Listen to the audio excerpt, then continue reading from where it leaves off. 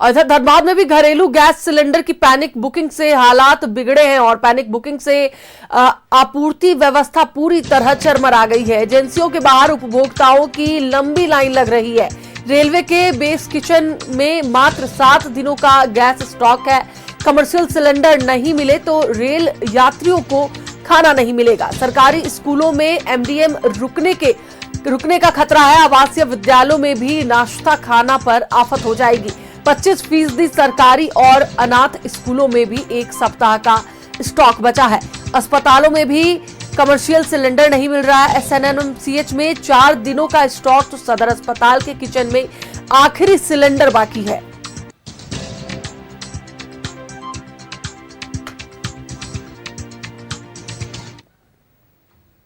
देखिए, इसी पर अधिक बातचीत के लिए हमारे साथ हमारे सहयोगी सोमनाथ जुड़े हुए हैं, उनसे बात करेंगे।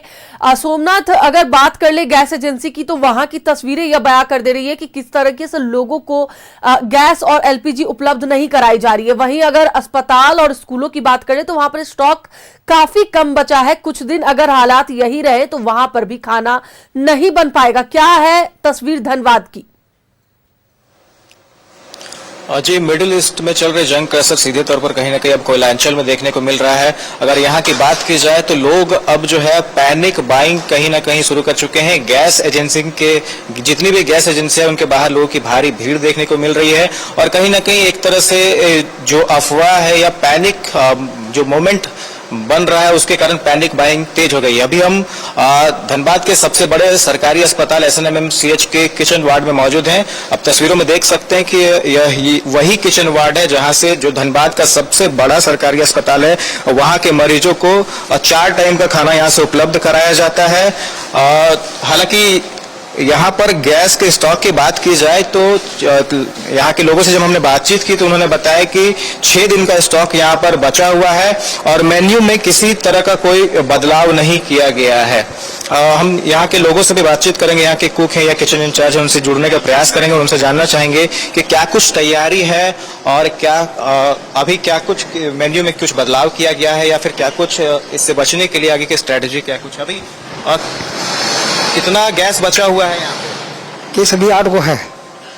ऐसे 15 गो हम लोग मंगाते हैं और फिर लिख के फिर दे दिए हैं कि ऐसा ऐसा बात हो रहा है, तो लिख के दे दिए कि जैसे हमारा गैस कमी नहीं हो जाए। तो खाना कितना टाइम बन रहा है? कुछ मेन्यू में भी बदलाव किया गया है क्या? नहीं, दाल सब्जी भात और रात को भी दाल सब्जी भात देते हैं। यही बात नहीं, रोटी देते हैं, दाल देते हैं, सब्जी देते हैं। आप दिन को दाल सब्जी दही, जैसे आज दही नहीं, आज चिकन होगा और पनीर। सोमवार शुक्रवार पनीर चिकन, बाद बाकी दिन दही तही मिलता है। कुछ क्राइसिस जैसा यहाँ पे कुछ वैसा हो लग रहा है क्या कि गैस नहीं है या फिर आपूर्ति बाधित हो जाएगी? वैसा कुछ सिचुएशन आप लोगों को? सिचुएशन अभी तो हम लोग को नहीं हुआ है, अभी हम लोग को नहीं कुछ महसूस हुआ है। क्या बोलेंगे? तो यहाँ के कुक हैं, उनसे भी बात करेंगे। दादा, एक दिन में कितना सिलेंडर कितना यूज होता है यहाँ पे? एक दिन में हाफ सिलेंडर जी। एक सिलेंडर कितना दिन चल जाता होगा?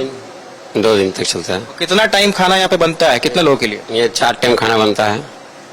यहाँ 450-500 तक मरीज का खाना बनता है। सुबह का नाश्ता है, दोपहर का खाना है, चाय बिस्कुट है, रात का रोटी सब्जी दाल है।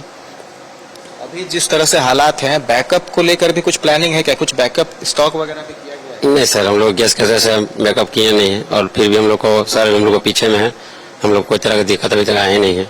एजेंसी से बात हुई थी आप लोग की, आपने बताया था, वहाँ से क्या रिस्पॉन्स? वहाँ से रिस्पॉन्स अच्छा है हम लोग के लिए गैस वहाँ रखा हुआ गया है।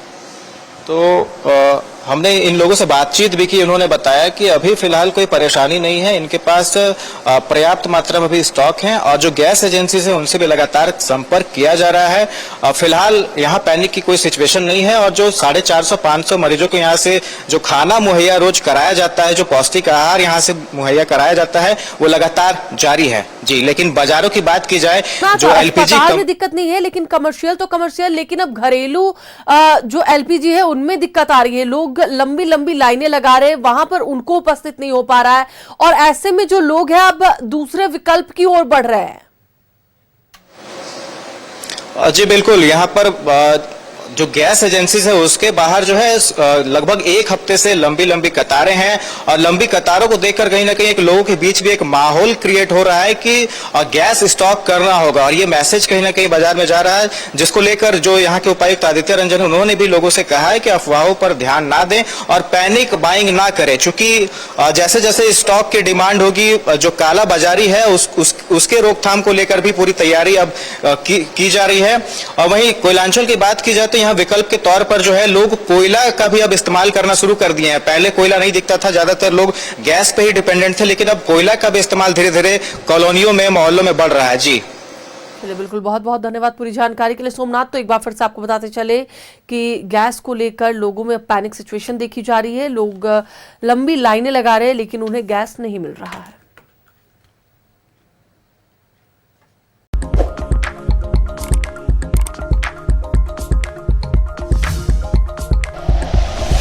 Like and share videos, subscribe करें हमारा चैनल और प्रेस करें बेल आइकॉन। न्यूज़ 11 भारत, सच है तो दिखेगा।